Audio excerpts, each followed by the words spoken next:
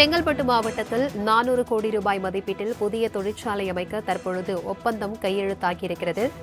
இதுகுறித்தான கூடுதல் விவரங்களுடன் இணைகிறார் எமது செய்தியாளர் நந்தினி. வணக்கம் நந்தினி. சான் பிரான்சிஸ்கோவில் முதலமைச்சர் மு.க.ஸ்டாலின் முன்னிலையில் தற்பொழுது ஒப்பந்தத்தில் கையெழுத்தானது இடப்பட்டிருக்கிறது. இந்த ஒப்பந்தம் குறித்தான முழு விவரங்களையும் பகிர்ந்துக்கோங்க. வணக்கம். அமெரிக்கா நாட்டின் சான் பிரான்சிஸ்கோவில் 400 கோடி மதிப்பீட்டில் 500 நபர்களுக்கு வேலைவாய்ப்பு அளிக்கும் வகையில் ஓமியம் நிறுவனத்துடன் தமிழ்நாடு அரசின் தரப்பில் புரிந்துணர்வு ஒப்பந்தம் முதலமைச்சர் முன்னிலையில் மேற்கொள்ளப்பட்டிருக்கிறது. அரசு முறை பயணமாக தொழில் முதலீடுகளை ஈர்ப்பதற்காக தமிழ்நாடு முதலமைச்சர் அமெரிக்கா பயணம் மேற்கொண்டிருக்கிறார். சான் பிரான்சிஸ்கோவில் முதலீட்டாளர் மாநாட்டில் பங்கேற்ற முதலமைச்சர் முன்னிலையில் பல்வேறு தொழில் நிறுவனங்களுடன் புரிந்துணர்வு ஒப்பந்தங்கள் என்பது மேற்கொள்ளப்பட்டது.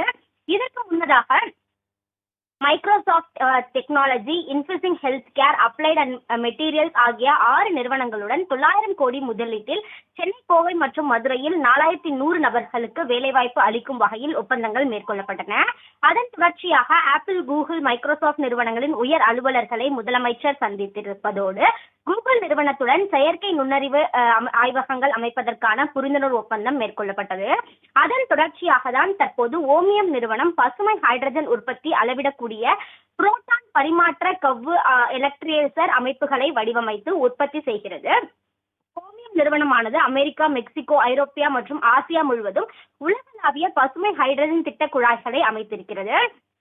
அந்த வகையில்தான் செங்கல்பட்டு மாவட்டத்தில் ஓமியம் நிறுவனம் அமைப்பதற்காக 500 நபர்களுக்கு வேலைவாய்ப்பு அளிக்கும் வகையில் 400 கோடி ரூபாய் முதலீட்டில் செங்கல்பட்டு மாவட்டத்தில் புதிய தொழிற்சாலை அமைப்பதற்கான புரிந்துணர்வு ஒப்பந்தம் என்பது தமிழ்நாடு முதலமைச்சர் முன்னிலையில் மேற்கொள்ளப்பட்டிருக்கிறது.